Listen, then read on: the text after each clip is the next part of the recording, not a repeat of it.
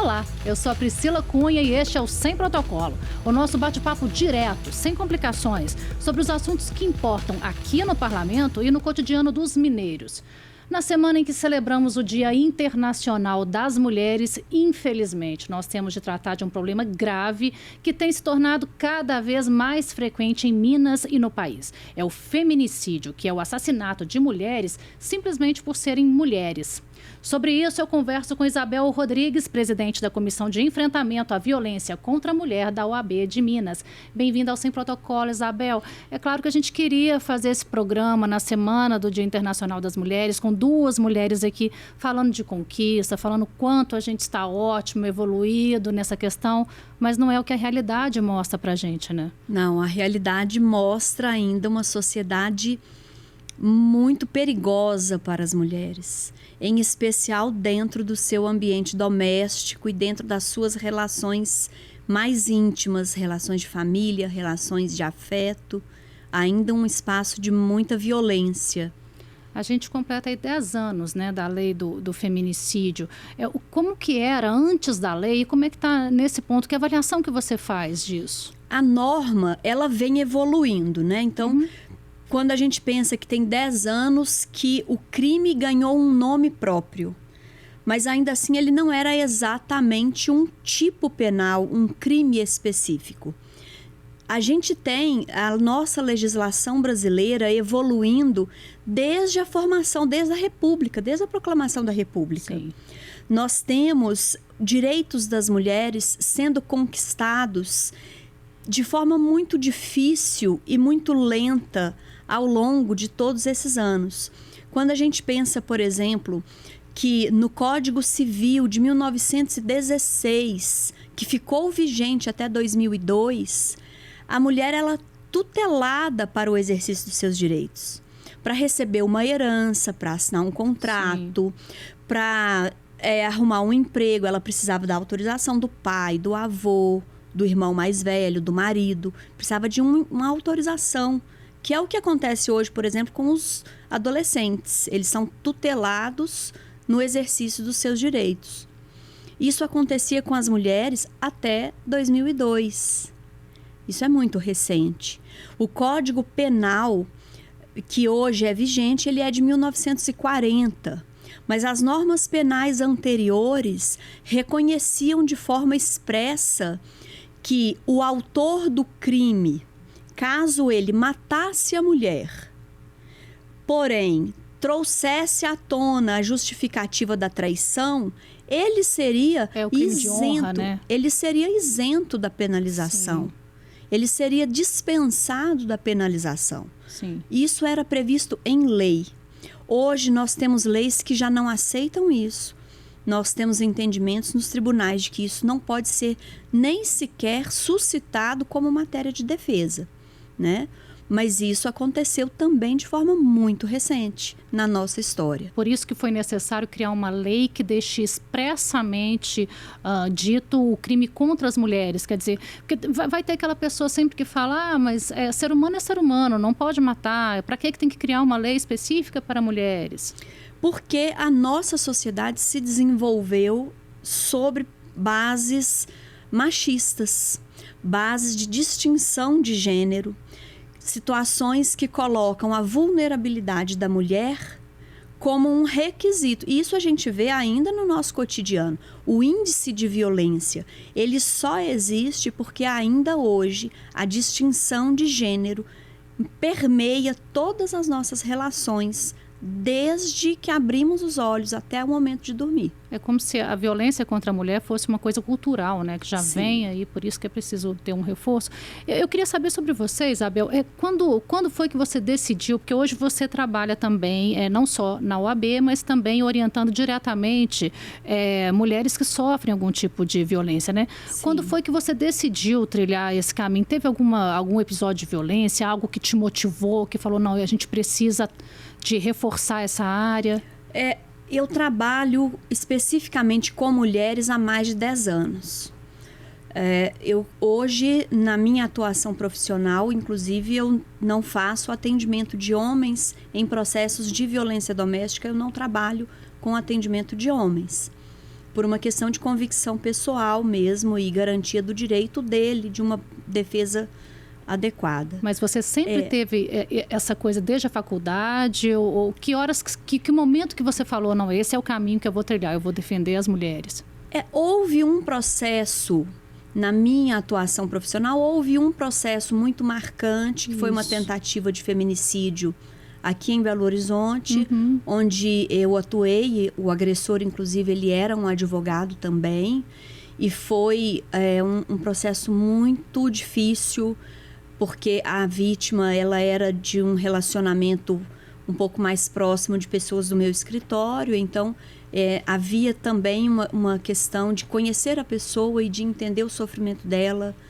E você fala, a vítima era próxima? A vítima era próxima de uma pessoa do meu escritório. Sim. Então, isso foi um ponto assim, marcante no meu trabalho. A partir daí, eu, como o agressor era um advogado, a partir daí eu comecei a questionar a própria OAB. O que a OAB está fazendo em relação a essa matéria? Então, desde então, a OAB abraçou essa pauta, vem desenvolvendo projetos relevantes. Hoje nós temos comissão específica, a gente tem atuações com atendimento de mulheres, promovemos eventos, promovemos debates, seminários a respeito disso. Então, até para a instituição, houve uma mudança e uma evolução de pensamento, né? Que é muito relevante. Ainda assim, aqui no estado, o número de feminicídios é muito grande. E Minas está ocupando aí o 2º lugar do ranking, né, de feminicídio, perdendo apenas para São Paulo. Onde é que a gente está errando, Isabel? Minas Gerais tem uma peculiaridade que é o pensamento de tradicional família mineira.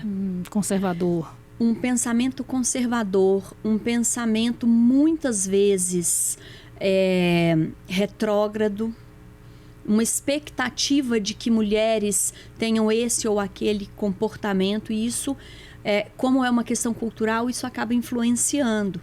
Além disso, nós temos as questões que são de políticas públicas, né? Existe um empenho de várias entidades, Ministério Público, Polícia Civil, Polícia Militar, que vem se especializando, mas ainda assim falta a verba para assistência social dos municípios, o fortalecimento e destinação de verbas para as redes de enfrentamento, para o atendimento psicológico pós-violência.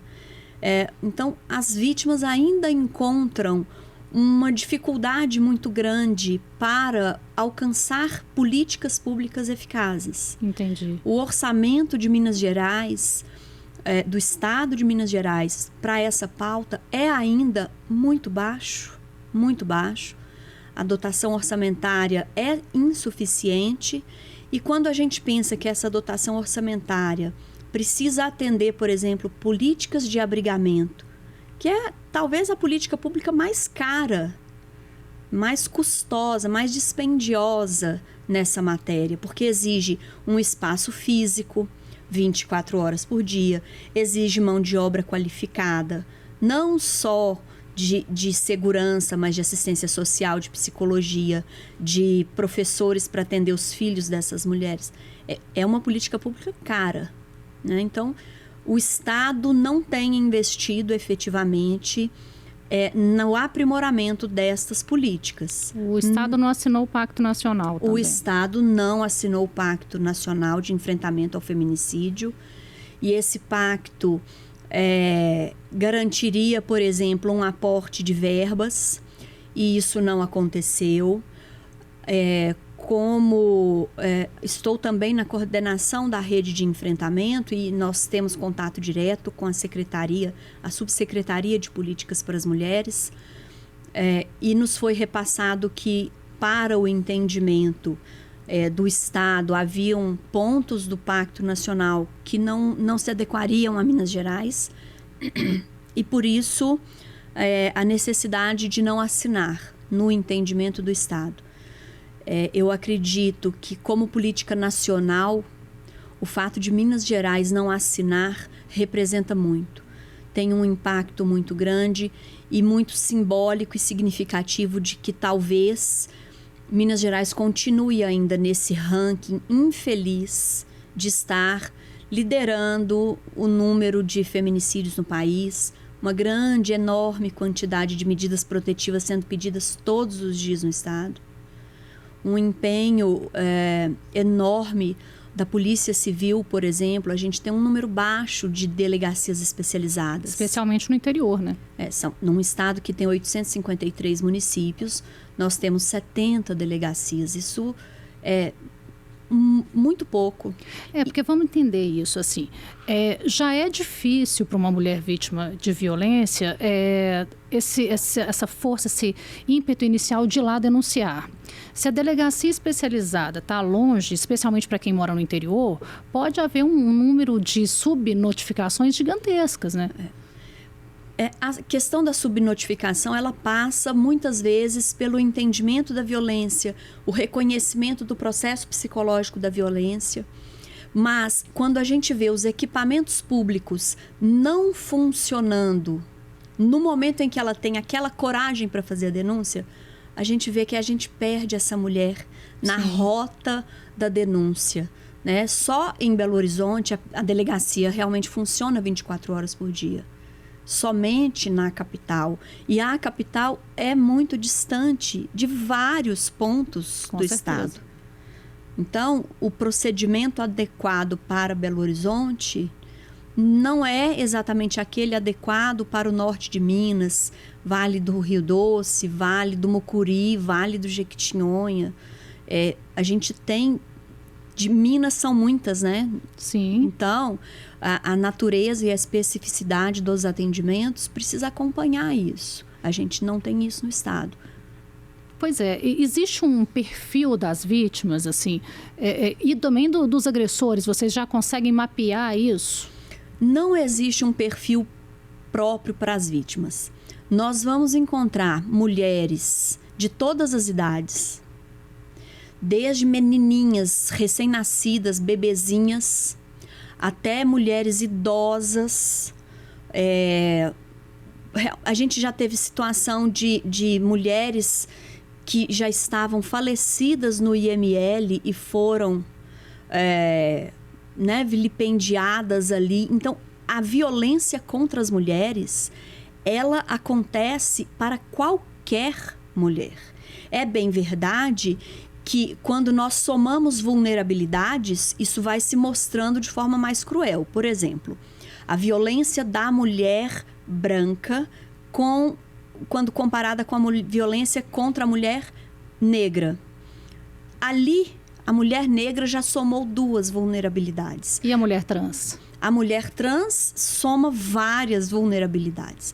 Porque ela, inclusive, em virtude da homofobia, ela, inclusive, nem sempre é reconhecida como mulher. Então, nós temos uma dificuldade de lidar com os aspectos relativos ao gênero. Entender que gênero não é biologia, gênero é sociologia. É uma construção social. É um papel que se espera que seja cumprido. O que a sociedade quer da mulher? Então, quando a gente pega, por exemplo, um questionamento, aquela mulher não tem filhos, então ela é infeliz, ela vai ser abandonada na sua velhice, ela é obrigada a ter. Mulher, para ser feliz, precisa ter filho. A maternidade, ela só é compulsória para a mulher. O pai não é exigido a paternidade compulsória. Aliás, é muito normal que os homens simplesmente abandonem as mulheres. Sim. E existe uma cultura de não compreensão do que seja a violência, assim, de mulheres que estão sofrendo violência e ainda hoje, né, com toda a campanha que a gente faz, com toda a mobilização, não percebem, não sabem reconhecer um relacionamento abusivo, por exemplo? Existe. Priscila, eu vou citar uma pesquisadora, ela é uma neurocientista lá do Distrito Federal, o nome dela é Regina Nogueira. Ela tem uma pesquisa extremamente rica e interessante sobre os efeitos da violência psicológica. E é essa violência que mais nos cria embaraços na lida com as mulheres em situação de violência. Porque a violência psicológica, ela é capaz de mudar o próprio funcionamento cerebral. Sim. E aí, quando o próprio cérebro está adaptado à violência, porque o cérebro é um órgão perfeitamente adaptável. Plástico. Né? Então, a gente pode, num dia de frio, a gente põe um agasalho, no dia de calor, a gente põe uma roupa mais fresca. É uma adaptação que a gente faz para o ambiente. No mesmo sentido, a violência. E aí, a mulher vai se adaptando e aquilo parece ser normal. A gente começa a enxergar, não, é porque ele está nervoso. Ele é ciumento. É porque ele é ciumento. Ele tem ciúme porque ele me ama. O ciúme é sinal de amor. De amor. Ele só faz isso porque o time dele perdeu. E porque ou porque ele bebeu. Então, vamos buscando ali artifícios para tentar justificar o que não tem justificativa. E com isso a mulher nem sempre enxerga o ciclo de violência que ela está vivendo. Por exemplo, o estupro, né? Não, mas ele é meu marido, isso não é um estupro, né? Como se fosse obrigação da mulher estar sempre disponível para o sexo, né? O estupro marital, ele inclusive esbarra em questões até de ordem religiosa. Sim. Né? Quando a gente pega uma mulher que professa determinada fé de forma muito forte, de forma muito firme, dificilmente ela vai entender que aquilo ali não é uma obrigação. Que aquilo ali, a liberdade dela não foi abandonada em razão do casamento. A gente esbarra em todas essas nuances para poder buscar essa mulher e fazer com que ela enxergue a situação de como a vida dela com liberdade poderia ser diferente. Como ela pode exercer as liberdades de pensamento, de entendimento da vida, enfim, do que vestir, de como falar, de como se portar. Alcançar essa mulher em sofrimento mental é muito difícil. Às vezes nem mulher, né? Nós estamos falando também de crianças, né? Quando a gente estava falando aqui da plasticidade, Isabel, obrigada, do cérebro e ainda maior infantil, né? A gente tem aí o neocórtex formando só com 28 anos, quer dizer, são crianças que já vão de fábrica, né? Vamos colocar assim, com o pensamento machista, até as próprias meninas introjetando criações machistas que recebem em casa, vendo a forma como o pai trata a mãe e por aí vai. Você tem filhos, Isabel? Tenho 2 filhos, já adolescentes. Meninos? Uma menina e um menino. Pois é. Como é que a gente cria? Eu também tenho 2 meninos. E isso é uma preocupação para mim. Como que a gente cria mudando essa realidade? Não tem como mudar a realidade da violência contra as mulheres se não for pela educação. O caminho é esse. Sim. Não existe um outro caminho. Eu costumo falar muito como exemplo a questão, por exemplo, do cinto de segurança no carro. Sim. Eu fui uma criança na década de 80. Bastava entrar no carro. Aquela loucura. Podia ser no chiqueirinho da Kombi, no porta-mala da Belina. 5 crianças no banco de trás. Vamos para o sítio, punha 10 crianças na carroceria, pegava a rodovia e ninguém questionava. E, ok, as normas de segurança vão se aprimorando e há uma campanha intensa para que todos nós usemos o cinto de segurança. Então, hoje, a gente entra no carro, puxa o cinto e todo mundo compreende. A cadeirinha de bebê a gente compreende, o assento específico para criança. Então, se a gente muda a cultura para as normas de segurança ocupacional, segurança no trânsito, por que a gente não está conseguindo mudar a norma de segurança para as mulheres? Pensando nas escolas, a gente tem uma legislação específica que determina que todas as escolas adotem pelo menos uma semana do ano para o debate sobre a violência contra as mulheres. Então, esse debate acontece e a escola é uma porta de denúncia enorme. Sim. Em especial as violências contra as crianças, seja ela de qual natureza for. Sim. Nesse caso mais recente, onde se debate um estupro de vulnerável, foi a escola que noticiou primeiro. Onde está essa aluna. O que aconteceu com essa aluna? Aciona os poderes públicos. Você está falando do caso de um homem de 35 anos, Exato, que se declarava marido de uma menina de 12. Então, assim, a escola noticia onde ela está. Então, as autoridades começam a procurar, identificam a situação e o processo, então, se desenrola. A escola é uma porta importante, até porque as crianças e adolescentes muitas vezes criam laços fortes com suas professoras. Sim, e às vezes com os colegas, confiam, né? Ali já e tem condição de contar, porque às vezes essa violência está vindo de dentro de casa, de alguém da família dela. Em geral, o abuso contra as crianças acontece por alguém da família ou alguém de muita confiança da família. Então, a escola é esse outro lugar onde a criança pode ser acolhida. E que avaliação você faz do judiciário? Porque acho que esse caso chamou muita atenção, né? Colocou o judiciário ali sobre holofotes, né? Sobre holofotes.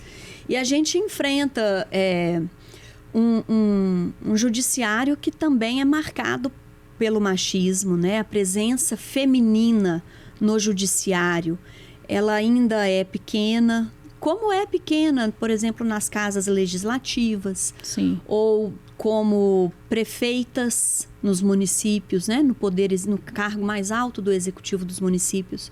A gente ainda tem uma participação feminina menor. E isso repercute na qualidade e no entendimento das decisões judiciais. O Tribunal de Justiça vem buscando, claro, o seu aprimoramento, tem capacitação para todos os seus magistrados e todos os seus agentes, de modo geral, todos os serventuários, passam por capacitações, mas a gente ainda esbarra com decisões que são realmente questionáveis. Sim. Quando nós falamos de segurança das mulheres. Quando um juiz ou uma juíza deixa de conceder uma medida protetiva para pedir, primeiro, um estudo psicossocial e coloca o estudo social à frente da própria segurança da mulher, o que ele está dizendo para o homem é que não houve violência. Que o judiciário é um tempo que às vezes faz a diferença em manter aquela mulher viva. Exatamente, exatamente. Quando a gente tem uma situação de risco e quem faz a avaliação de risco é a própria mulher. Ela que sabe o que ela está passando. Sim. Ninguém melhor do que ela para dizer: eu estou em risco, eu estou com medo. O medo é um sentimento individual. Falta trazer, Isabel, mais os homens para essa conversa? Falta. Como é que a gente chega neles? A participação dos homens é o que, na verdade, faz a diferença para os índices de violência. Porque quando os homens não se abrem a esse debate e não se responsabilizam por esse debate, não entendem qual é o lugar deles nesse debate, a gente tem homens que repercutem a violência. E temos homens em cargos importantes, né, em esferas importantes de poder. De poder, em homens que estão em espaços de decisão. Sim. Por exemplo, decisão em relação a uma lei a ser produzida aqui pela Assembleia.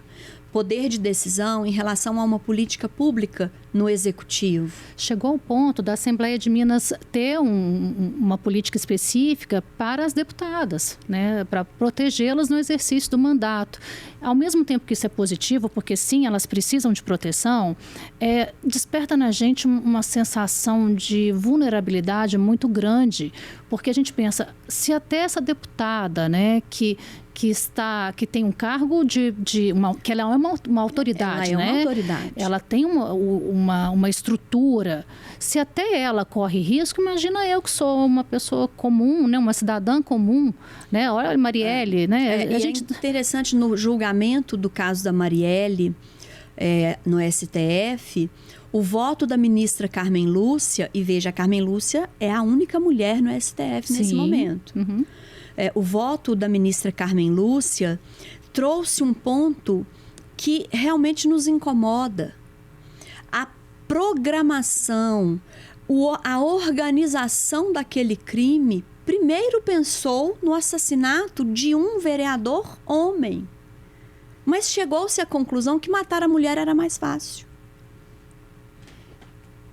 Por que matar a mulher é mais fácil? Por uma estrutura de gênero na nossa sociedade. Sim. Então, enquanto nós, sociedade, não entendermos o reflexo da violência contra as mulheres na nossa economia, no nosso cotidiano, no emprego das verbas públicas, dos impostos, enquanto nós, enquanto sociedade mesmo, não buscarmos mudar este cenário, vamos de mal a pior. A gente falou um pouco sobre políticas públicas, né? Muito sobre a defesa da mulher vítima, mas também a gente precisa de uma integração de políticas, talvez, né, Isabel? Porque, por exemplo, a violência econômica, né? As mulheres que estão ali presas a um relacionamento abusivo porque não tem como sair, né? Falta também essa integração de políticas para a gente dar mais possibilidade para essa mulher sair, denunciar, retomar a vida, reconstruir.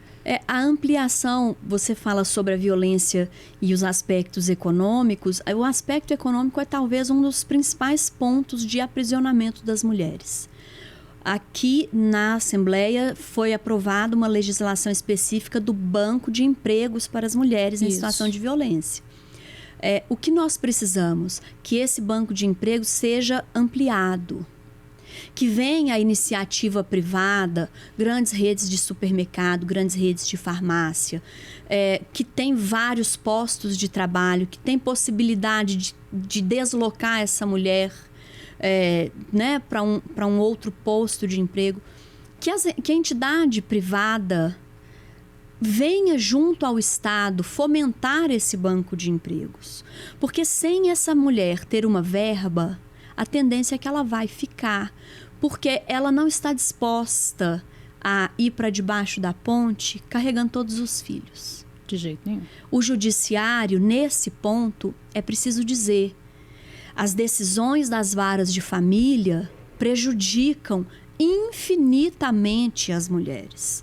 Se nós temos decisões dos juizados de violência, das varas especializadas em violência, que são questionáveis, nós temos um problema muito maior com as varas de família, que deixam de coibir a violência naqueles processos, que não reconhecem, por exemplo, que a mulher em situação de violência, talvez ela não consiga trabalhar, porque ela está em sofrimento, que a questão da guarda e da convivência entre o pai agressor e aquelas crianças precisa cautela, e que ele vai usar as crianças para prejudicar esta mãe, isto é comum nas varas de família. Uhum. Então, a conscientização em relação ao Tribunal de Justiça, muito além dos juízes de violência doméstica, passa também pelos juízes das varas de família. E o que a OAB tem feito? Nós, na OAB, temos alguns projetos em andamento. Nós temos projetos de atendimento a mulheres em situação de violência, em especial, obviamente, as mulheres advogadas, porque nós não estamos isentas da violência, ninguém está. Ninguém está.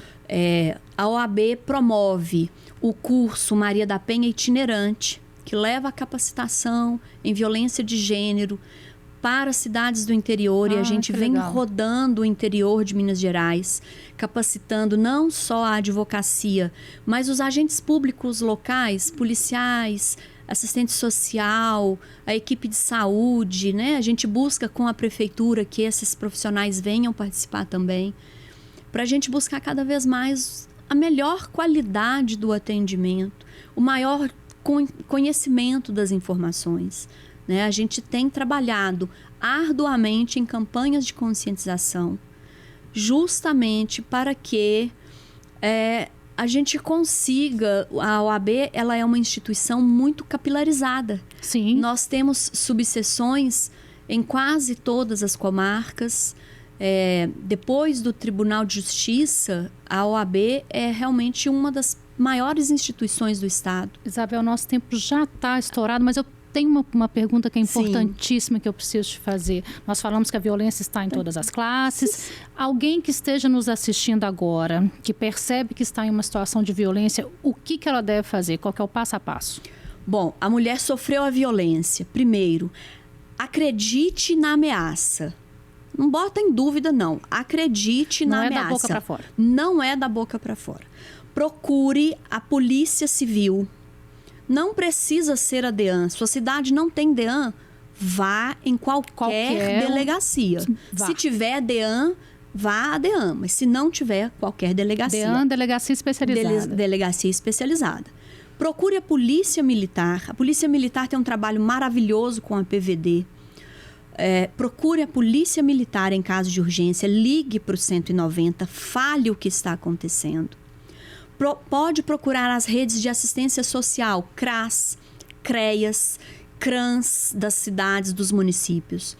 Pode fazer a denúncia no sistema de saúde, no posto de saúde, em especial a vítima de violência sexual.